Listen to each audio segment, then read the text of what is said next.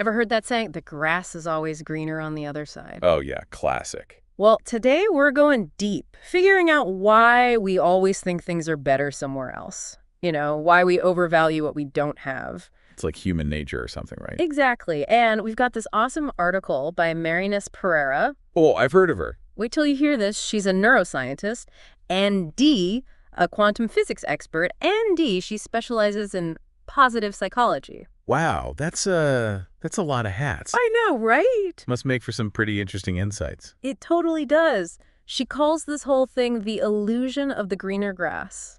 Catchy title. So what is this illusion, and why do we fall for it? Well, according to Pereira, it all starts in our brains. Makes sense, I guess. We're kind of wired to be drawn to new stuff, the unknown. Like that thrill you get traveling to a new place. Exactly. Or trying a new restaurant. We're naturally curious, always wanting to know more, experience more. So is that just a modern thing, like FOMO and all that?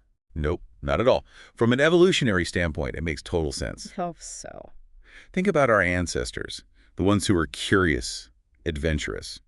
They were the ones discovering new resources, new opportunities, survival of the fittest, right? So this bias towards new things, it's like in our DNA. Yeah, pretty much. It's part of what makes us human. Okay, that's pretty wild. But here's where it gets tricky. This love for the new can actually make us undervalue what's already around us, what's familiar. So we're so busy chasing the next best thing that we forget to appreciate what we have. You got it. Pereira calls this the familiar discount. Familiar discount. I like that. It's basically ignoring or undervaluing things just because we're used to them. Ooh, like that awesome local coffee shop you never go to anymore because you're always trying new places. Exactly. Or that friend you haven't called in ages because you're busy meeting new people. Ouch, that hits close to home. But Pereira doesn't just talk about coffee shops, right? There's a bigger example she uses. You're right.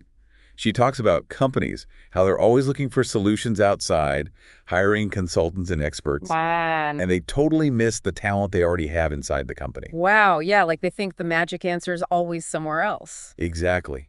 They're so focused on the greener grass of outside expertise, they forget to even look at their own teams. That's crazy. I bet this happens in other parts of life too, right? Relationships, goals. Oh, absolutely. It's everywhere. Yeah. But before we jump to those, let's stick with this company example for a bit.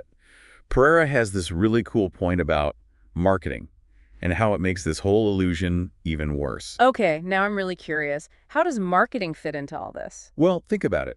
What do most marketing campaigns do? They try to sell you stuff. Right, but how? They make things seem new, exotic, improved. They play on that desire for novelty we were just talking about. Ah, I see. Like those travel ads that make faraway places look so much more exciting than your own town. Exactly. Or those gadgets that promise to change your life, even if your old ones work perfectly fine. So marketing is basically feeding this greener grass illusion, making us think we always need something new to be happy. Pretty much. That's kind of a bummer. So are we just stuck with this? No way to break free? Not at all. Pereira's got some really practical ideas for fighting back against this illusion. And the first step, awareness. Okay, so if we understand how our brains work, how we're wired for the new and shiny, that's a good start. Exactly. Once we know about this tendency, we can start questioning those urges to chase the greener grass. We can pause and ask ourselves, am I really undervaluing what I already have? It's like being more mindful, making intentional choices instead of just going with our gut every time. Right on. And it's not just about individuals being aware. Companies, organizations, even whole societies, they can all benefit from understanding this illusion. Okay, let's dig into that. What can companies do to stop overlooking the talent they already have? Well, Carrera suggests they need to really invest in what they've got. Create a culture that values growth and development within the company. So like making employees feel appreciated, giving them chances to learn and move up. You got it. It's about fostering an environment where people feel valued and supported, where they can see a future for themselves within the company. Makes sense. So what are some specific things companies can do to make that happen? Well, for starters, they need to actually recognize and reward internal talent. Okay, so more than just those generic Employee of the Month awards. Yeah, it's about creating systems that really acknowledge and appreciate what each person brings to the table. So like a culture of recognition where people feel seen and valued for their skills and what they contribute. Exactly. And it needs to be genuine, not just lip service. So what would that look like? It could be a simple thank you from the boss, a public shout-out for a job well done, or even a personalized development plan to help someone grow within the company. Makes sense. But recognizing people is just one part of it, right? Right. They also need to provide real opportunities for people to grow and develop their skills.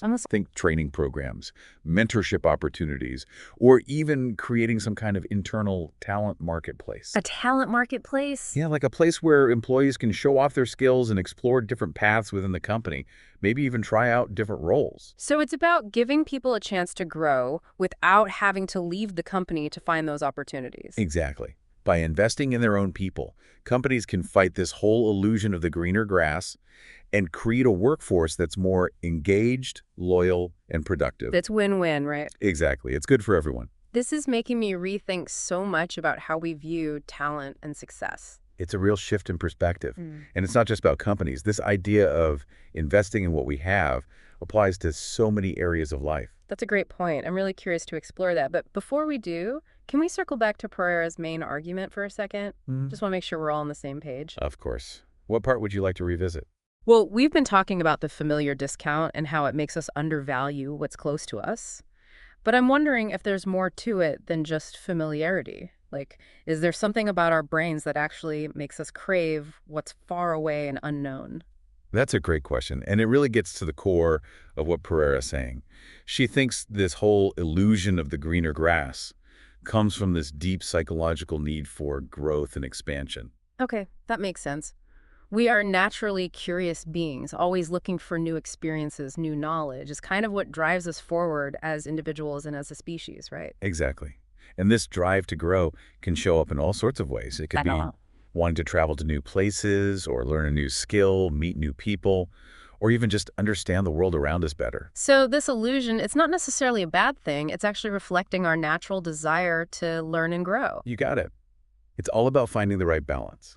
It's great to be curious and seek out new things, but we also got to appreciate and nurture the good things we already have. It's like finding that sweet spot between exploring and appreciating. Exactly. But I bet it's not always easy to do both. Right? Not always, especially in a world that's always telling us we need more, better, different. Right. Like we're constantly pulled in two directions, the comfort of the familiar and the excitement of the unknown. Exactly. And it's in that tension, that push and pull, that we often fall victim to the illusion of the greener grass. So how do we navigate that tension? How do we avoid falling into that trap? Well, Pereira has some great strategies for that, not just for work, but for all areas of life. Okay, I definitely want to hear about those. But first, maybe a quick recap of what we've covered so far, just to make sure everyone's with us. Sounds good. What key points do you want to highlight? Okay, so we've talked about how our brains love new stuff, and that can make us undervalue what we already have. And we saw how this greener grass thing plays out at work, companies ignoring their own talent. We even touched on how marketing pushes this whole illusion. But what about other areas? Like, how does this affect our relationships, our goals, even our vacations? Great question. It gets to the heart of why this illusion is everywhere. It's not just stuff. It's this basic human thing, comparing, always looking for something better. So we're always judging our own lives against this perfect ideal, this greener grass we can never quite reach. You got it. And that can make us feel dissatisfied all the time, like we're not good enough. Yeah. Think about relationships, for example. Okay, yeah, relationships. You're in one, right? Yeah. And you love your partner, but sometimes you get annoyed, little things they do or don't do. And then you start thinking about other people, other relationships, and you convince yourself they must be so much better. Exactly. You see those perfect couples on Instagram or in movies, and you forget about the good stuff in your own relationship. So true. You forget about the history you share, the connection you've built. It's like you're trading reality for some fantasy version of love. And this happens with goals, too, How so? Well, we set goals, right? Big dreams for the future. Yeah, of course. But we get so hung up on reaching the end goal that we don't enjoy the journey. It's like we're missing the scenery because we're so focused on the destination. Totally. And sometimes you reach that big goal and it's not even that satisfying. And then what? There's always another greener grass, another goal to chase. It's like we're stuck on a treadmill, always wanting more, never happy with what we have. Exactly. And that's why Pereira says awareness is so important. If we can catch ourselves doing this overvaluing the distant, undervaluing the familiar, we can start making better choices. Okay, but how do we actually do that? Break free from this comparison trap? Pereira's got some great strategies. The first one is gratitude. Gratitude. Like being thankful for what we have. Exactly. Shifting our focus from what's missing to what's already good in our lives. There's tons of research showing how powerful gratitude can be. So how do we do that? Just make a list of things we're thankful for. That's a great start. But it's also about really savoring those things, appreciating them. So like really noticing the good stuff instead of just letting it pass us by. Totally. Like take a few minutes to think about what makes you happy, the people you love, the experiences you've had, even that awesome cup of coffee you had this morning. So we're training our brains to see all the good stuff that's already there. Exactly. And it's not just about thinking it. Say it out loud. Tell people you're grateful for them. Yeah, a simple thank you can make a big difference. It really can. And don't forget compliments, little gestures of appreciation. It brightens someone else's day. And D, boosts your own mood. It's like gratitude is contagious. You got it. The more we spread it, the more positive the world becomes. Love that. It's like we're planting seeds of gratitude everywhere. That's a beautiful way to think about it. And it connects to Pereira's big idea, the power of we. Right. We were talking about how this whole greener grass thing comes from thinking only about ourselves, like it's a competition. Yeah, everyone trying to prove they have the best life, which makes everyone feel lonely and stressed. But Pereira says there's another way, focusing on we instead of me. So realizing that we're all connected, that our happiness affects each other. Exactly. It means supporting and helping each other, celebrating each other's wins, being there when someone's struggling. So it's about cooperation, not competition. You got it. And it doesn't mean we can't have our own dreams and goals.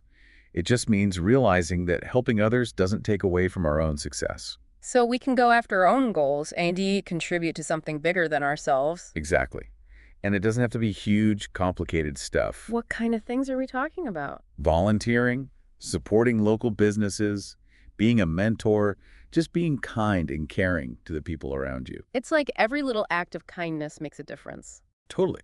And when we focus on the we create a better life for ourselves and inspire others to do the same. This is so inspiring. It's a reminder that our happiness isn't just about what we achieve individually, but also about how we connect with and contribute to the world around us. You nailed it. And now, here's a fascinating twist. Pereira actually connects this illusion of the greener grass to some big global trends like globalization and technology. Okay, I'm hooked. Tell me more about that. Well, think about how technology has shrunk the world, right? We're constantly seeing pictures and stories from all over the place. Yeah, and those pictures are usually the best of the best, like those travel blogs that only show perfect beaches and amazing food. Exactly. They never show the bad stuff. And that gives us this warped view of reality. We start thinking life in other countries is way more exciting and fulfilling than our own. So it's like the greener grass illusion, but on a global scale. We idolize other cultures and forget about the good things in our own. You got it. And that can have some serious consequences affecting things like immigration and even economic policies. Wow, that's a lot to think about. So what can we do about it? Can we even fight this illusion on such a big scale? Pereira thinks education is key. We need to learn about other cultures in a deeper way, understanding their strengths and their weaknesses. So it's about going beyond stereotypes and seeing the real picture, the good and the bad. Exactly. Every culture has its own unique story, its own contributions. It's about appreciating diversity and seeing how connected we all are instead of creating this us versus them mentality. You got it. And it starts with each of us being aware of our own biases and working to create a more inclusive and appreciative worldview. This has been such an amazing conversation. I feel like we've uncovered so much about human nature and the way we see the world. It's been a wild ride, and it shows how brilliant Pereira's work is.